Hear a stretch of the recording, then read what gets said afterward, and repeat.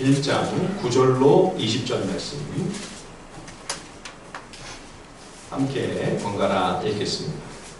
나 요한은 너의 형제요 예수의 환난과 나라와 참음에 동참하는 자라. 하나님의 말씀과 예수를 증언하였으므로 말미암아 밤모라 하는 섬에 있었더니 주의 날에 내가 성령에 감동되어 내 뒤에서 나는 나팔 소리 같은 큰 음성을 들으니 이르되 네가 보는 것을 두루마리에 써서 에베소, 서머나, 버가모, 두아디라, 사대, 빌라델비아, 라오디게아 등 7 교회에 보내라 하시기로 몸을 돌이켜 나에게 말한 음성을 알아보려고 돌이킬 때에 7 금 촛대를 보았는데 촛대 사이에 인자 같은 이가 발에 끌리는 옷을 입고 가슴에 금띠를 띠고 그의 머리와 털의 희기가 흰 양털 같고 눈 같으며 그의 눈은 불꽃 같고 그의 발은 풀무 불에 달려 빛난 주석 같고 그의 음성은 많은 물소리와 같으며 그의 오른손에 7 별이 있고 그의 입에서 좌우에 날선 검이 나오고 그 얼굴은 해가 힘있게 비치는 것 같더라. 내가 볼 때에 그의 발 앞에 엎드러져 죽은 자같이 되매 그가 오른손을 내게 얹고 이르시되 두려워하지 말라. 나는 처음이요 마지막이니 곧 살아있는 자라. 내가 전에 죽었었노라 볼지어다 이제 세세토록 살아있어 사망과 음부의 열쇠를 가졌노니 그러므로 네가 본 것과 지금 있는 일과 장차될 일을 기록하라. 네가 본 것은 내 오른손에 7 별의 비밀과 또 7 금촛대라. 7 별은 7 교회의 사자요 7 촛대는 7 교회니라. 아멘. 성경 66권의 마지막 책 요한계시록을 우리가 묵상하고 있습니다. 우리는 성경의 다른 모든 책들 가운데서도 유독 요한계시록을 굉장히 두려워하고 이 책을 읽거나 묵상하기를 지나치게 어려워하는 그런 경향이 있습니다. 주석가들도 다른 주석은 다 쓰다가 계시록에 와서는 지필하기를 주저한다든지 피한다든지 그런 경우들이 우리 성도들에게도 또 알려져 있어서인지 우리 한국교회에서 특히 이 계시록은 마치 무슨 미지의 영역처럼 설교자들이 설교하기도 꺼려하고 그러다 보니 성도들도 계시록에 대해서는 말씀을 많이 듣지를 못했어요. 한 2장, 3장 소아시아 7 교회에 주시는 말씀들 외에는 잘 말씀을 우리가 낯설어하는 그러한 형편입니다. 그러다 보니 이제 신천지 이단과 같은 자들이 나타나서 우리만이 이 계시록에 대한 정통한 해석을 가지고 있고 우리만이 제대로 풀어 가르칠 수 있다. 오만한 거짓말로 많은 교인들을 미혹했죠. 그래서 우리가 이 계시록에 대해 너무 지나친 두려움이나 또는 너무 난해하다는 편견이나 선입견을 가지고 이 말씀을 대하기보다 다른 성경과 똑같이 우리가 성경을 대하는 그런 같은 마음가짐과 태도로 이 계시록을 우리가 대해야 되지 않겠나. 먼저 그런 말씀을 드립니다. 이 제목이 계시록이라 그렇지 실은 요한계시록만 계시는 아니죠. 성경 66권의 모든 말씀이 다 동일하게 하나님의 비밀이요 신비이며 똑같은 하나님의 계시의 말씀입니다. 계시라고 하는 것은 하나님께서 열어서 보여주셔야 알 수 있다. 그런 의미죠. 이 과학자들이 연구를 할 때 그 학자들이 하는 연구를 영어로 리서치라고 합니다. 하나님께서 창조하신 모든 세계를 면밀히 지켜보며 그 원리와 구조를 보다 깊이 이해하기 위해 다시금 하나하나 면밀하게 조사하며 살펴보는 것, 이러한 연구를 리서치라고 하죠. 그런데 성경은 리서치를 해서 알 수 있는 그러한 진리가 아닙니다. 아무리 공부를 많이 한 석사, 박사들이 열심히 리서치를 한다고 이 성경 계시를 깨달아 알 수 있는 것이 아니죠. 성경 진리는 리서치해서 깨달을 수 있는 책이 아니고요. 성경은 하나님께서 리빌해 주셔야만 우리가 알 수 있는 책입니다. 리서치는 기존에 이미 있는 것을 조사하고 찾고 벌써 알려진 지식이나 정보들을 다시금 재해석하는 것을 의미하죠. 하지만 이 리빌이라고 하는 것은 감춰져 있거나 숨겨져 있는 것을 공개한다. 그런 뜻입니다. 하나님의 생명, 하나님의 진리, 하나님의 구원은 하나님께서 공개해 주시고 하나님께서 열어주셔야만, 그래서 성령께서 우리 각자의 심령 속에 마음과 귀와 눈을 열어주셔야만 비로소 우리가 이 말씀의 뜻을 알고 깨달을 수가 있는 것이죠. 그러므로 하나님의 계시는 리빌입니다. 예, 계시록만 아니라 모든 성경이 다 하나님의 계시입니다. 우리가 계시록 5장에 보면 하나님께서 보좌에 앉아 계신데 그 오른손에 책이 하나 들려 있습니다. 그런데 이 책이 봉인이 되어 있어서 아무도 이 봉인을 해제할 수가 없어요. 그러니까 누구도 그 안에 기록된 하나님의 생명, 하나님의 구원의 길을 볼 수가 없습니다. 하나님 나라의 완성과 하나님의 언약 성취의 그 깊은 섭리와 경륜들을 누구도 알거나 깨달을 수가 없는 거죠. 그래서 요한이 너무 절망스러워가지고 막 통곡하며 울었죠. 예. 그런데 일찍 죽임을 당하신 하나님의 어린 양 예수 그리스도께서 성부 하나님의 그 오른손에서 그 책을 건네받으시고 7개의 봉인을 하나씩 하나씩 해제하십니다. 그래서 이 책에 기록된 생명과 구원의 길뿐만 아니라 하나님의 약속이 어떻게 장차 이루어질 것인지, 하나님의 그 구속의 위대한 대하드라마가 어떻게 완성이 될 것이며, 하나님의 경륜과 섭리가 마침내 어떤 과정을 통해 최종적인 목적에 이르게 될 것인가, 사도 요한에게 그걸 다 보여주잖아요. 그죠? 그래서 그 기록한 내용을 당시 소아시아의 7교회에 보낸 편지가 우리가 오늘 살펴보는 요한계시록입니다. 여러분 그 교회 단톡방에 제가 보내드린 요한계시록 배경 지도입니다. 사도 바울이 이제 이 안디옥 교회를 중심으로 세계 선교를 시작을 하죠. 그죠? 처음 1차 선교의 중심지는 이 갈라디아 지방입니다. 이 소아시아의 이 바울의 고향에서 그렇게 멀지 않은 이 갈라디아 지역이 이제 주로 1차 선교의 핵심 지역이었죠. 예, 그래서 이제 갈라디아 선교를 하고 돌아와서 할례당 문제가 발생했을 때 바울이 이 할례당 문제를 해결하기 위해서 예루살렘 총회를 가지고, 그래서 이제 성경적인 결론을 내린 다음에 이 갈라디아 교회에 준 편지가 우리 주일오후에 이제 우리 마지막 주일에 한 목사님께서 또 성경 공부해 주신 그 갈라디아서, 그 편지가 그런 배경으로 기록이 된 겁니다. 2차 선교는 바울이 이쪽 소아시아 북쪽으로 가려고 했었는데, 갈라디아 지방을 지나 소아시아 북쪽으로 가려고 했었는데 길을 막으셔서 유럽으로 넘어갑니다. 그래서 우리가 얼마 전에 봤던 빌립보서가 기록되었던 빌립보 교회, 데살로니가 베레아를 거쳐서 아덴을 지나 고린도가 이제 2차 선교의 가장 중점인 거점 지역이었죠. 그리고 이제 3차 선교가 바로 이 에베소를 중심으로, 소아시아에서 가장 큰 도시 에베소를 중심으로 이제 이 3차 선교가 시작이 됩니다. 그래서 지금 소아시아 7교회, 에베소, 서머나, 버가모, 두아디라, 사데, 빌라델비아, 라오디게아, 이렇게 소아시아의 7교회를 향해, 여기 지금 밤모섬이 있죠. 에베소에서 한 70-80km 떨어진 이 유배지에 사도 요한이 계시를 받아 이 7교회에 보낸 편지가 바로 오늘 우리가 살펴보고 있는 이 계시록입니다.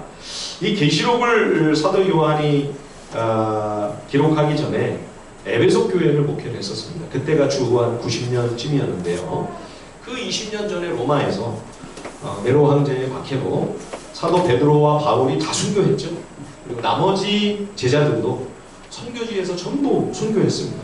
예, 사도 요한만 살아남아 에베소에서 목회를 하고 있다가 네로의 손자 도미티아노스가 황제 숭배를 강요하면서 그리스도의 교회와 성도들을 대대적으로 박해하면서 요한도 이제 밤모섬으로 끌려가게 된 것입니다. 그곳 유배지에서 하나님이 보여주신, 하나님께서 리빌해 주신 이 계시를 받아 기록하여 소아시아의 이 7교회, 물론 소아시아의 7교회만 있는 건 아니에요. 라오디게아 근처에도 히에라볼리에도 교회가 있었고, 골로새에도 교회가 있었고, 또 많은 교회들이 있었습니다. 그렇지만 이 7교회가 초대교회와 또 오고 오는 오늘 이 시대의 우리들까지 모든 시대의 교회를 대표하는 그런 7개의 공동체라고 우리가 볼 수 있겠죠. 그러므로 여러분, 이 요한계시록은 2000년 전 당시 로마 제국의 거센 박해와 잔인한 핍박으로 환난과 시련 가운데 있던 크리스찬들에게 주시는 하나님의 메시지였습니다. 우리가 신약에서 흔히 이 서신들을 접합니다. 바울 서신, 요한 서신, 베드로 서신, 야고보 서신, 그렇죠? 예, 선교지나 또는 감옥 안에서 교회를 향해 사도들이 성도들에게 편지를 보내 말씀을 가르치고 훈계하고 책망하고 위로하고 격려하고 있는 것을 우리들이 흔히 봅니다. 계시록도 마찬가지입니다. 베드로의 편지처럼, 사도 바울의 서신들처럼 시련을 직면하고 있는 성도들에게 장차 이 로마 제국이 어떻게 될 것인가, 그리스도의 교회는 과연 이 난관을 능히 돌파해낼 수 있을 것인가, 승리할 수 있을 것인가, 과연 우리에게 주신 하나님의 약속의 말씀, 그 언약은 정말로 성취될 것인가, 하루하루 얼마나 두렵고 얼마나 정말 노심초사, 참 걱정스러운 상황이었겠습니까? 그 상황 속에서 그럼에도 성도가 어떤 마음가짐으로 믿음의 길을 가야 할 것인가, 그걸 격려하기 위해 주신 말씀이 오늘 이 요한계시록인 거죠. 여러분, 이 요한계시록은 우리가 다른 성경과 다른 서신과는 달리 무슨 암호 해독해야 되는 그런 책인 것처럼 난수표같이 특별한 책으로 그렇게 여겨서 그렇게 여러분 접근하면 엉뚱한 길로 빠지기 십상입니다. 계시록도 똑같은 편지입니다. 서신입니다. 다른 여러 말씀들과 같이 초대교회 성도에게 주신 하나님의 사랑의 음성이 담긴 서신이라고 하는 점을 우리가 염두에 두고 이 말씀을 묵상한다면 2000년 전 성도들에게 이 말씀이 위로가 되고 힘이 되고 때로는 막 책망을 해서 영혼을 막 일깨워주고 감동이 되고 하나님의 은총으로 그들에게 다가왔던 것처럼 우리에게도 동일한 하나님의 위로와 은혜가 우리에게 부어지게 될 줄 믿습니다. 자, 9절 말씀 한번 같이 한번 읽어볼까요? 요한계시록 1장 9절을 먼저 우리 다 함께 한번 같이 한번 읽어보겠습니다. 계시록 1장 9절 다 같이 시작. 나 요한은 너희의 형제요 예수의 환난과 나라와 참음에 동참하는 자라. 하나님의 말씀과 예수를 증언하였으므로 말미암아 담모라 하는 섬에 있었더니. 요한은 스스로를 환난 가운데 있는 주의 몸된 교회에 함께 지체된 형제라고 그렇게 이야기를 하면서 예수님의 환난과 나라와 참음에 너희들처럼 나도 지금 함께 참여하고 있다, 이렇게 자기를 소개하죠. 계시록에서 예수님이 우리를 나라와 제사장으로 삼으셨다, 이런 말씀이 자꾸 나옵니다. 1장 6절 한번 보십시오.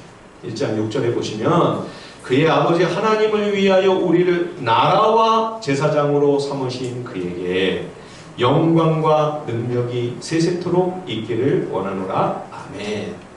여기 6절의 이 나라, 또 오늘 우리가 읽은 본문 9절의 이 나라라고 하는 이 단어는 원래 왕국 또는 왕의 권력, 왕권을 가리키는 그런 단어입니다. 그래서 이 9절 말씀이 원래는 어떻게 되어 있냐면요, 나 요한은 너희의 형제로서 환난과 예수 그리스도의 왕국과 또는 예수 그리스도의 왕권과 인내에 동참하는 자라, 이렇게 되어 있습니다. 그러므로 주의 백성을 나라와 제사장으로 삼으셨다, 이것은 그리스도의 완성될 장차 그 하나님의 왕국에서 그리스도의 왕권을 함께 공용할 왕으로 우리를 불러주셨다, 그런 말씀입니다. 나라와 제사장으로 삼으셨다는 것, 그 무슨 말이냐, 왕과 제사장으로 우리를 구원해 주셨다고 하는 그런 말씀인 거죠. 그러니 사도 베드로가 베드로전서 2장 9절에 너희는 택하신 족속이요 왕같은 제사장들이요, 그리스도의 제자들을 왕같은 제사장이라고 그렇게 말씀하는 것은 결코 과장이 아닌 거죠. 오히려 왕과 같은 존재가 아니라 아예 계시록에서는 왕이며 곧 제사장이다. 우리를 하나님의 왕국의 백성으로 삼아주신 것만 해도 얼마나 감격스러운 일입니까? 빌립보서 우리가 공부하면서 우리 최재칠 형제가 하나님 나라의 시민으로 나를 받아들여 주셨다. 이거 얼마나 놀라운 일인가. 깜짝 놀랐잖아요. 그렇죠? 근데 그 정도가 아니고요. 구원은 거기서 한 발짝 더 나아가 왕으로 통치하시고 다스리시는 그리스도의 그 왕의 권력에까지 우리를 초대하셔서 그리스도가 우리와 함께 다스리시고 우리랑 같이 하나님의 나라를 통치하시겠다. 그런 말씀이에요. 우리를 왕과 제사장으로 삼아주셨다. 참 얼마나 놀라운 말씀입니까? 참 너무 대단해서 이 계시록의 말씀들이 마음에 잘 안 와닿죠. 새벽 별을 주겠다. 별을 준대요. 별을. 이게 와 닿아요? 이거 뭐 엿바꿔 먹을 수도 없고 차라리 돈이나 좀 주시지. 그런 마음이 막 들지 않습니까? 너무너무 엄청나서 이게 잘 공감이 안 될 정도로 대단한 말씀들을 지금 하고 계시는 것입니다. 그러므로 예수님의 왕국을 함께 세워가며 장차는 그 왕권에도, 그 왕의 권력에도 우리가 같이 그것을 공유할 것이니 그리스도께서 하나님 나라 완성을 위해 시련과 고난을 기꺼이 감당하신 것처럼 우리도 주와 함께 다스리며 왕노릇할 우리들도 이 어둡고 악한 세상에서 비록 고난을 당할지라도 참고 견디며 인내로서 선한 믿음의 싸움을 끝까지 감당해야 함이 마땅한 일이죠. 요한계시록 22장 5절에 보면 다시 밤이 없겠고 등불과 햇빛이 쓸데없으니 이는 주 하나님이 그들에게 빛이심이라 그들이 세세토록 왕노릇하리로다. 그리스도와 함께 통치하고 그리스도와 함께 다스리는 사람들, 그들이 구원을 얻게 될 하나님의 자녀들이라는 거예요. 그 영광스러운 자리에 우리를 세우시기 위하여 이 땅에서 우리의 성품, 우리의 인격, 우리의 신앙과 믿음을 부지런히 주님이 연단하시기 위하여 이 어둡고 악한 세상에서 시련과 고난을 직면하게 하심은 이상한 일이 아니라는 것입니다. 여러분, 우리 앞에 어려움이 들릴 때, 어려운 일이 닥칠 때 이상한 일 당하는 것처럼 이상히 여기지 말라 그러지.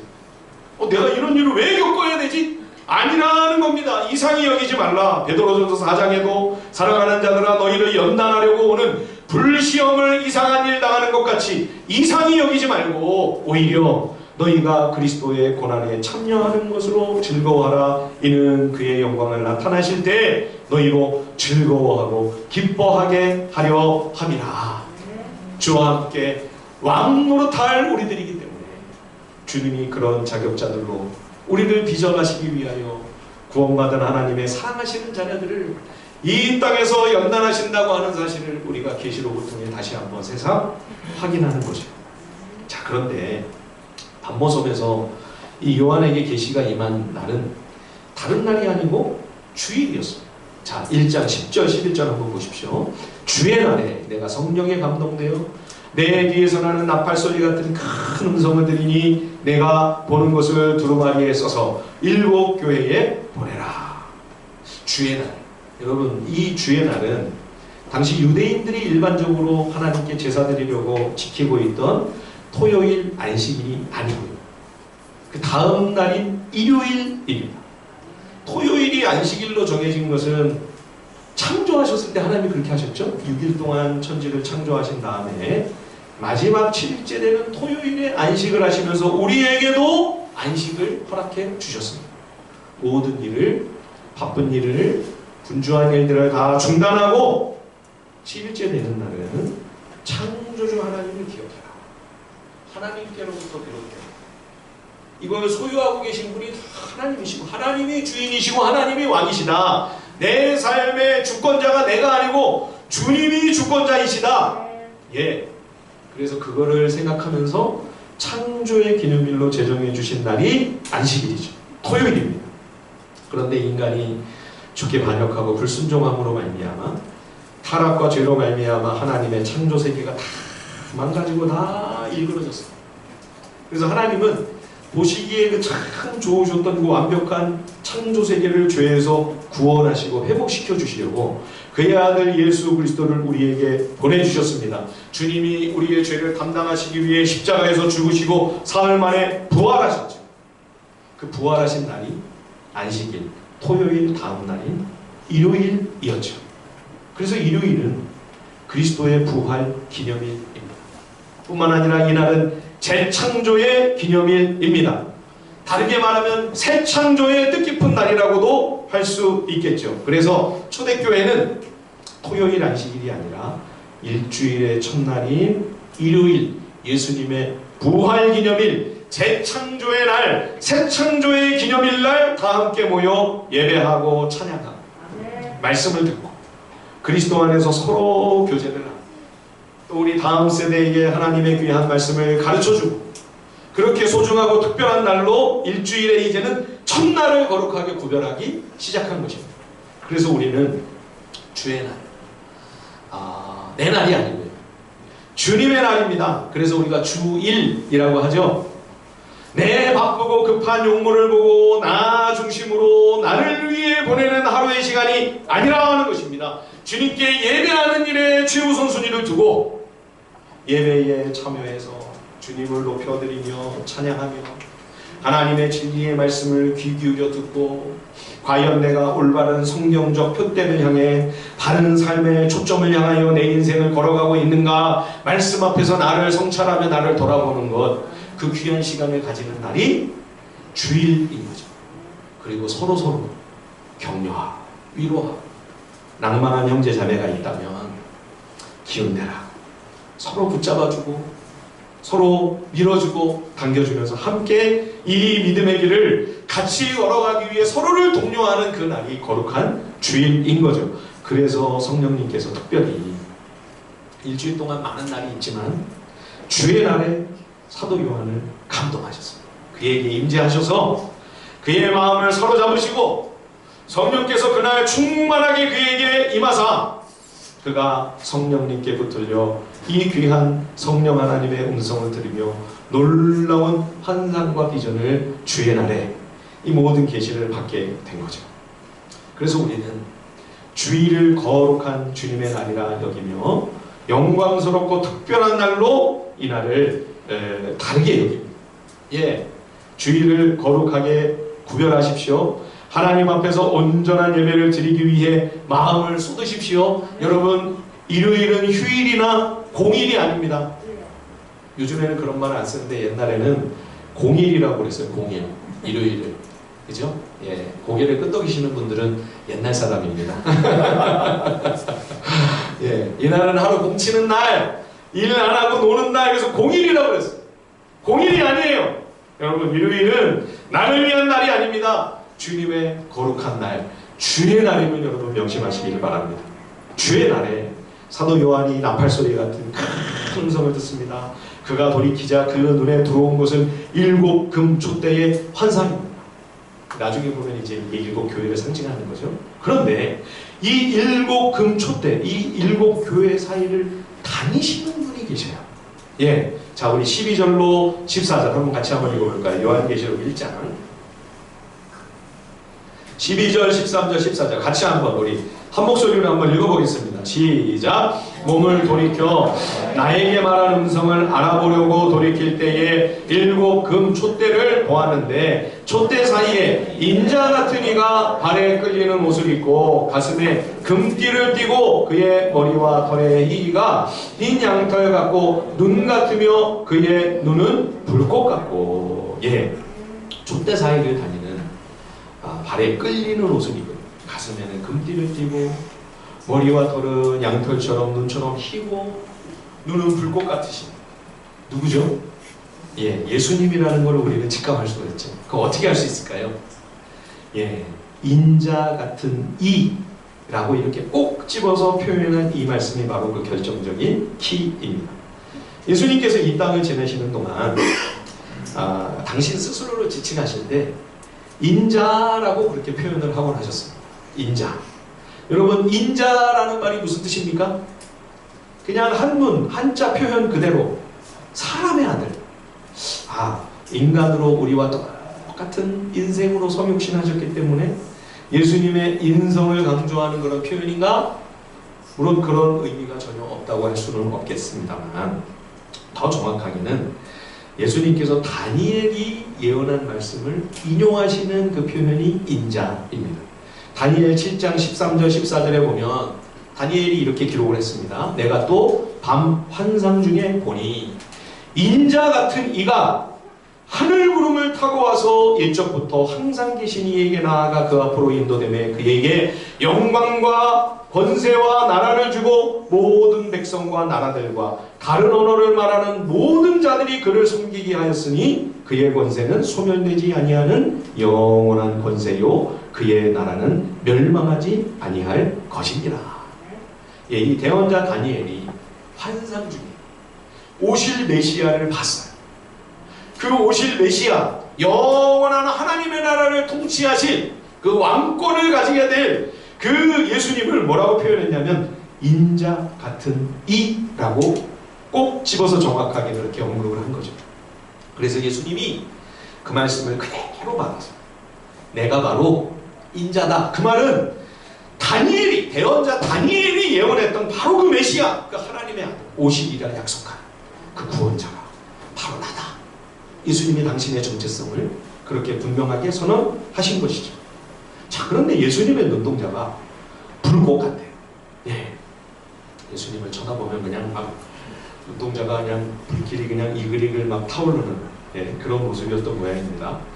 여러분 이런 말씀을 보면 어떠세요? 마음이 편안하십니까?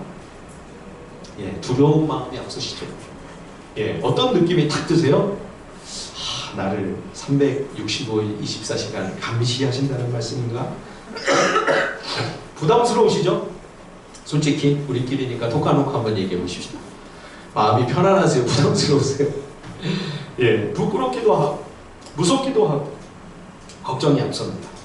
근데 여러분 이것은 우리의 일거수일투족을 감시한다고 하는 그런 의미가 아닙니다. 여러분 예수님의 눈을 CCTV로 오해하지 마십시오. 예, 불꽃 같은 주님의 눈을 CCTV로 이해한다면 곤란합니다. 우리를 악에서 지켜주시고 건져주시기 위해 우리를 주님께서 살뜰히 살펴주시고 돌봐주신다. 그런 표현인 거죠. 예, 지금 초대교회가 얼마나 정말 힘겨운 박해에 직면하고 있습니까? 그런데 예수님께서 불꽃 같은 눈으로 당신의 사랑하시는 교회를 다 보호해 주시고 지켜주시고 계신다. 그런 말씀이죠. 악한 자들이 함부로 교회를 짓밟거나 성도들을 해치지 못하도록 주님이 보호하고 계신다. 그래서 주님이 말씀하시잖아요. 내가 너희의 환난과 궁핍을 알고 있다.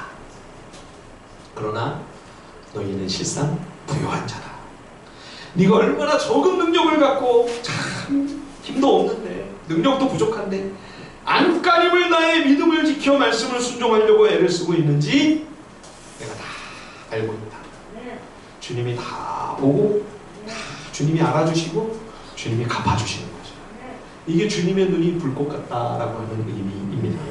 주님의 음성이 많은 물소리 같고 그 입에서 좌우에 날선 검이 나온다고 그렇게 이야기를 합니다. 주님의 말씀은 강한 능력과 권세가 있습니다. 반드시 그대로 실현되는 말씀입니다. 악한 영들이 어떤 거센 공격과 모진 박해로 교회를 핍박하며 성도들을 공격해 올지라도 주님은 당신의 진리의 말씀, 능력의 말씀으로 성도들이 그 모든 악랄한 세력들, 그 악한 권세들을 능히 이기며 승리할 수 있도록 그 말씀의 권능으로 우리가 이겨내게 하시겠다고 하는 주님의 격려의 메시지인 거죠. 주님의 모습이 전체적으로 힙니다. 계시록에서 희다고 하는 이 색깔은 대부분 거룩함과 정결함의 상징이지요. 주님이 입고 계시는 이 옷을 보면 구약의 대제사장의 옷이 좀 떠오르죠. 그죠?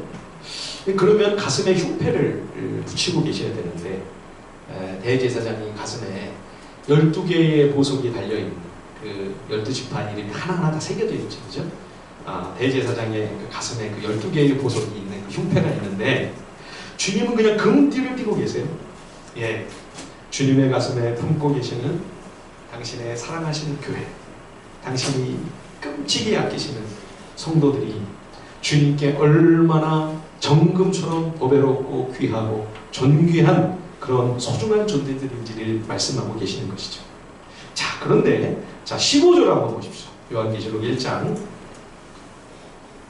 15절을 보면 주님의 발이 풀무불에 단련한 빛난 주석 같아요. 용광로에 달군 듯한 빛나는 녹과 같은 주님의 발이라고 말씀하고 있습니다. 왜 이렇게 표현을 했을까요? 이 대목 역시 구약성경 다니엘에 나오는 말씀과 깊은 관련이 있습니다. 다니엘이 바벨론으로 끌려가서 바벨론 왕 느부갓네살 왕의 꿈을 해석하는 장면이 다니엘 2장에 나오죠. 이 느부갓네살이 꿈에는 거대한 신상을 하나 봅니다. 그 머리는 금이고 가슴과 팔은 은이고 배와 넓적다리는 노시고 다리는 쇠예요. 그런데 발은 쇠와 진흙이 막 섞여 있어요. 예. 상상으로 하는 게 훨씬 난데 그래도 여러분들의 이해를 도모하기 위해 예, 하여튼 뭐든지 이렇게 그림으로 만들어 놓으면 좀 허접합니다. 예, 이해하시고 여러분들 보십시오. 머리는 금이고 이게 이제 느부갓네살이 다스리는 바벨론 제국이라는 거예요. 그리고 이제 팔과 가슴은 은이에요. 이건 이제 곧 이어서 나오게 될 페르시아 제국을 말하는 거죠. 그 다음에 이제 이 배와 넓적다리가 노시예요. 이건 뭐냐면 헬라입니다. 헬라. 알렉산더 대왕이 이끄는 그리스가 인도까지 쫙 휩쓸고 또 지나가죠. 예, 그래서 헬라어가 세계적인 공용어가 돼서 신약 성경이 이제 나중에 헬라어로 번역이 바뀌죠. 그 다음에 이제 이 다리는 쇠예요. 철, 강한 철입니다. 이 나라는 헬라 이어서 오게 되는 로마 제국입니다. 근데 발이 이상해요. 발을 보시면 그냥 철이 아니라 철과 진흙이 막 섞여 있어요. 예. 그런데 그 다음 장면이 뭐냐면 하늘에서 뜨인 돌이 갑자기 날라옵니다. 뜨인 돌이 갑자기 날라오더니 예. 앞에는 돌이었는데 뒤에는 다이아몬드 같죠.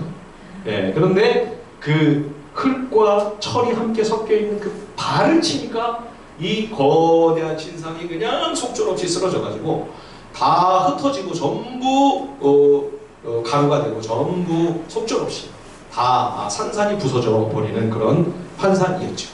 예, 여러분 이 뜨인 돌이 뭘까요? 예, 예수님이 언제 오시죠? 로마 제국 때 아기 예수로 팔레스타인에서 태어나시잖아요. 그렇죠? 예, 그 인자 같으시니 하나님의 아들 예수 그리스도께서 오셔서 이 로마 제국 때 십자가를 지시고 부활 승천하심으로 이제 본격적인 말세가 시작돼요. 여러분 성경의 말세는 예수님의 초림부터 예수님이 다시 오시는 이 땅 역사의 종말 재림까지의 이 기간이 성경이 말씀하고 있는 말세입니다. 세상의 끝 이걸 말세라고 하는 게 아니고요. 성경이 말씀하고 있는 말세는 하나님의 모든 성경 66권의 모든 약속, 모든 언약이 다 성취되는 마지막 순서. 그 마지막 때 그게 예수님의 초림에서부터 재림 때까지 이 기간이 말세. 예. 그래서 결국은 이 세상 나라가 다 무너지고 예. 하나님의 왕국, 하나님 나라가 완성된다고 하는 그 최종적 결론을 계시록에서도 아니 모든 성경이 분명하게 우리에게 계시해주고 있는 것이죠. 여러분 세상 나라를 가만히 한번 보십시오. 예, 금에서 은으로, 그 다음 주석, 노새서 철로, 그 다음은 진흙으로. 점점 어떻게 돼요? 이 세계가 발전해가고 발달하고 과학과 기술은 더 첨단으로 가고 있는 것처럼 보이지만 실상은 어떻다는 겁니까? 점점 더 쇠해가고 있다는 것입니다. 그리고 끝내는 결국 멸망에 이르게 되는 것이죠. 파멸과 종말에 이르게 되는 것이죠. 그런데 예수님의 발은 어떤 발이에요? 예, 쇠와 철과 진흙이 막 섞여 있어서 결국은 흙에서 와서 흙으로 다 돌아가는 그런 험한 세상 나라와 같이 아니하고 예수 그리스도의 왕국은 예, 용광로에서 막 달궈져 나오는 그 빛난 주석처럼 번쩍번쩍하는 강렬한 모습입니다. 그리스도의 왕국은 결코 무너지지 않는다. 세상 나라와 같이 아니하고 그 나라는 영원히 쇠하지 않는 나라이며 영원토록 무궁한 하나님의 왕국이 완성되어 왕으로 우리와 함께 영원히 다스리고 통치하신다라고 하는 것을 보여주는 예수님의 발인 거죠. 자, 16절을 보십시오. 주님의 얼굴이 해가 힘있게 비치는 것처럼 밝고 빛나는 광채를 발하십니다. 17절, 요한이 그 앞에 엎드러져 죽은 자처럼 됩니다. 여러분, 예수님이 이 땅에 계실 때 12제자 가운데서도 요한은 예수님과 제일 가까운 제자였어요. 정말 주님과 살갑게 지내고, 예, 주님이 이렇게 식사 자리에 누워 계시면 그 옆에 가가지고 애기처럼 이렇게 주님 품에 이렇게 머리를 파묻고 나던 그런 사도 요한이었습니다. 그래서 예수님이 십자가 지실 때도 이 요한에게 모친 마리아를 맡기신 게 아니에요. 그런데 그런 요한도 인자 같으신 이가 아니라 이제는 하나님 보좌 우편에 영광으로 거하시는 그 성자의 영화로운 빛 가운데 요한 앞에 나타나셨을 때 요한은 도저히 감당할 수가 없어서 그 앞에 엎드러져 마치 죽은 자처럼 두려웠다는 거죠. 죄인이 하나님 앞에 설 때 그 반응이 다 똑같죠? 사도 바울도 그렇고 이사야, 대언자 에스겔 다 비슷한 모습이었습니다. 그런데 따뜻한 주님의 음성이 요한을 감쌉니다. 자, 17절 18절 한번 읽어볼까요? 계시록 1장 17절 18절입니다. 다같이 시작. 내가 볼 때에 그의 발 앞에 엎드러져 죽은 자같이 되매 그가 오른손을 내게 얹고 이르시되 두려워하지 말라. 나는 처음이요 마지막이니 곧 살아있는 자라. 내가 전에 죽었었노라. 볼지어다 이제 세세토록 살아있어 사망과 음부의 열쇠를 가졌노니. 아멘. 예, 부드러운 주님의 음성이 요한을 일으킵니다. 두려워 말라.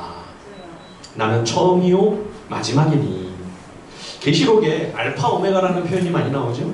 예, 계시록 1장 8절 한번 보십시오.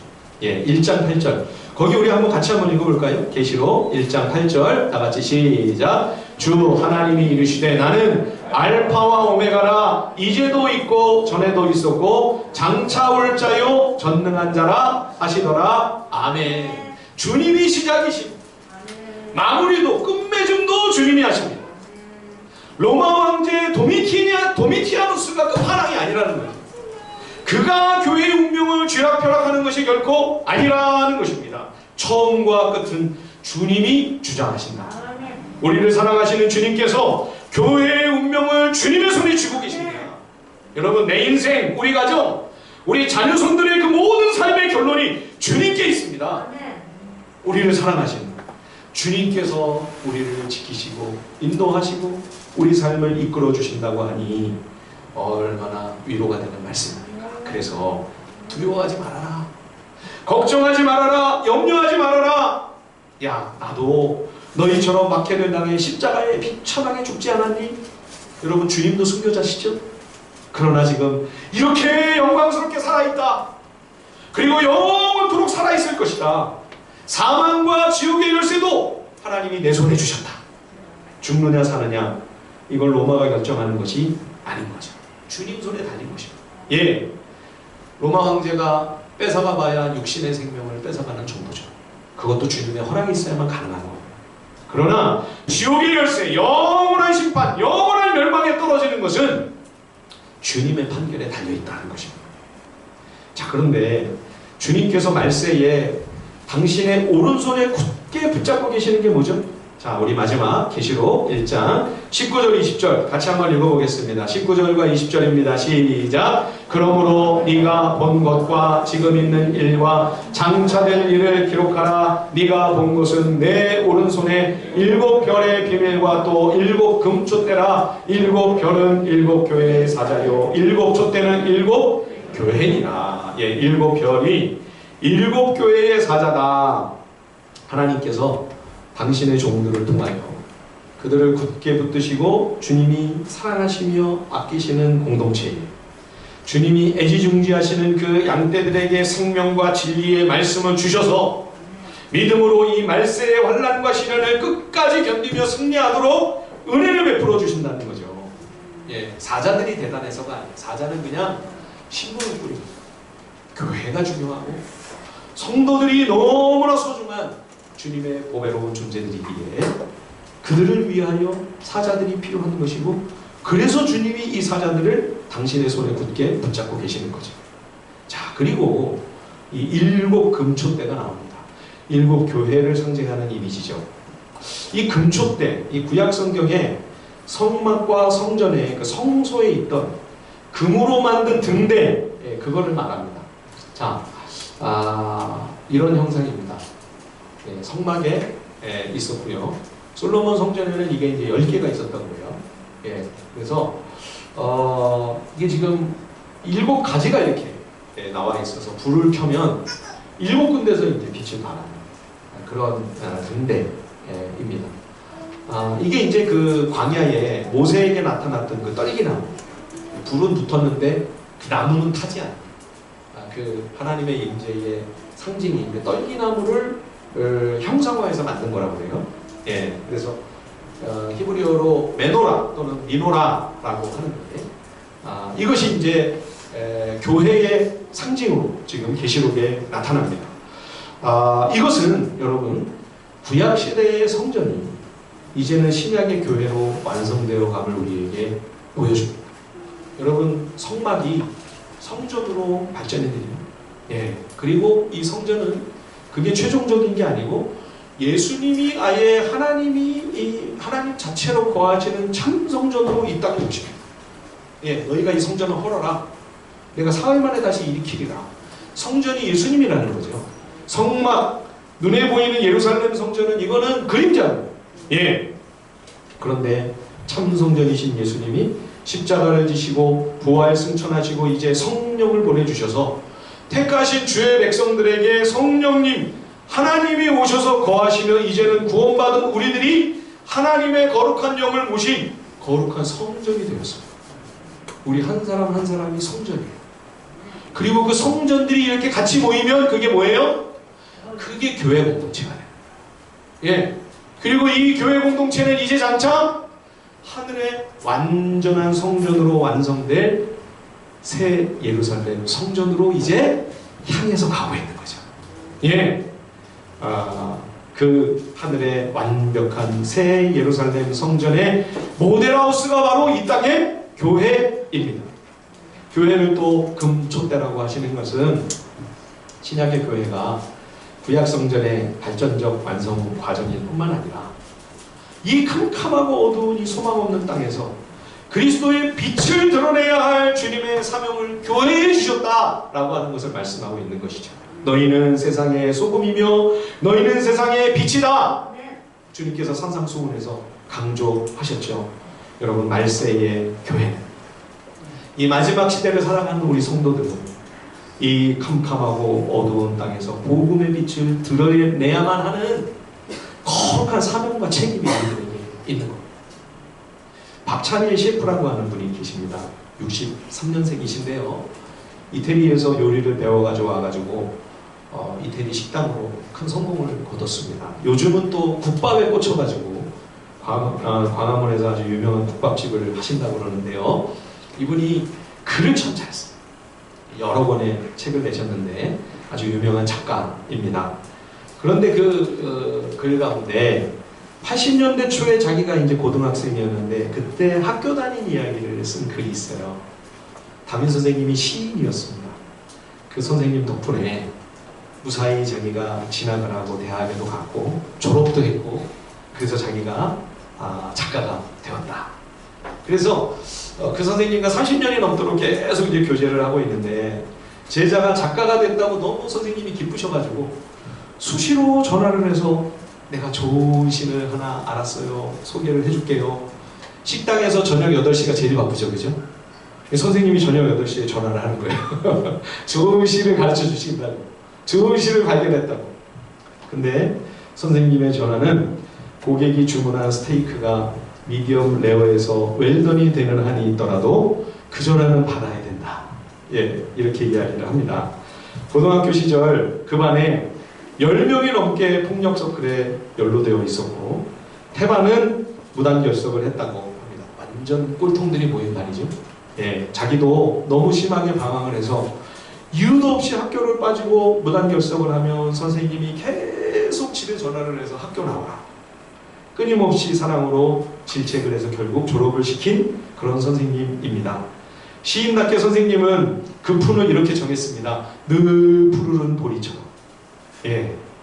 다른 반은 공부해서 남주냐 이런 급분을 하는데 이 반은 늘 푸르는 보리처럼. 그런데 학생들은 전혀 푸르지 않았습니다. 화장실에 모여 얼마나 담배를 펴대는지 지나가던 행인이 학교 불렀다고 화재 신고를 하기도 했었습니다. 한 달이 지나서 선생님께서 학생들을 질책했습니다. 내 머리가 하얗게 샜습니다. 여러분 제발 좀 나를 좀 도와주세요. 독실한 크리스찬 선생님은 한 번도 폭력을 행사하지 않은 것은 물론 욕도 한 번도 하지 않으셨고 심지어 한 번도 그 입에서 나쁜 말이 나온 것을 들어본 적이 없고요. 심지어 제자들에게 아직도 지금 연세가 많으시고 제자들은 벌써 다 60대가 되었는데도 존대를 하신다고 합니다. 제자들에게. 예. 그날 아이들이 조례가 끝나고 화장실에 모여 담배 한 대를 돌려 피워가면서 굳게 다짐을 했다고 합니다. 자기들끼리. 야, 이제 우리 무단결석을 하지 말자. 선생님을 위해서라도. 공부해서 대학 가려는 애들 절대 괴롭히지 말고 정 피곤하면 그냥 엎어져 자자. 그래도 결석은 하지 말자. 우리 선생님 저렇게 마음 아파하시는데. 자기를 교무실에 어느 날 선생님이 불렀습니다. 너 이래가지고 어떻게 대학을 갈 거냐. 표정을 보니까 정말 걱정스러운 표정으로 선생님이 이 작가를 야단을 치는 거예요. 그러면서 교실로 오려고 하는데 하얀 기름 종이에 쌓여있는 비싼 브랜드의 햄버거를 선생님이 하나 주셨다고 합니다. 80년대 초에는 햄버거 이런 가난한 집 아이들이 먹는 거 쉽지 않은 일이었거든요. 그거를 몰래 가서 어디 숨어서 먹은 게 아니고요. 너무 그 냄새가 좋아가지고 그냥 바로 교무실 나서자마자 교실로 가면서 그냥 먹었대요. 눈물을 흘리면서 그 햄버거를 먹으면서 앞으로 다시는 선생님 속 썩이지 않으리라 다짐하고 또 다짐했다고 합니다. 이 선생님 별명이 뭘까요, 여러분? 선생님 별명. 예. 독실한 크리스찬 선생님께 아이들이 붙여드린 별명은 생불이었습니다. 살아있는 부처라. 생불. 정말 짓궂은 아이들이죠. 예. 그런데 아마 그들이 선생님께 할 수 있는 최고의 칭찬이었다는 생각이 듭니다. 사랑하는 성도 여러분, 우리들도 다 만만치 않은 삶의 상황 가운데 있습니다. 고난이 있고요. 만만치 않은 문제들이 우리 앞에 놓여 있습니다. 그러나 말세를 사는 우리 성도들, 우리가 그리스도의 왕권에 장차 함께 동참해야 할 하나님의 자녀들이라고 하는 사실을 깊이 명심하고 어떻게 믿음으로 이 현실을 타개해 나가야 될 것인가. 주님의 지혜를 구하는 사람들입니다. 말씀 앞에서 주님 제가 어떻게 살아야 합니까? 묻고 말씀을 순종하며 잘 안 되지만 쉽지 않지만 만만치 않지만 계속해서 실패하고 넘어질지라도 그래도 하나님의 말씀을 붙들고 믿음의 길을 끝까지 걸어가기 위하여 주님 앞에서 몸부림치는 사람, 주님께서 이 거룩한 주의 제자들을 장차 그리스도의 왕국에 그 왕권에 초대해 주실 줄 믿습니다. 그 영화로운 구원에 다 함께 동참하는 우리 하늘비전 성도들이 될 수 있기를 우리 주님의 이름으로 축원드립니다. 우리 시간 합심해서 주신 말씀 붙들고 우리 한 번만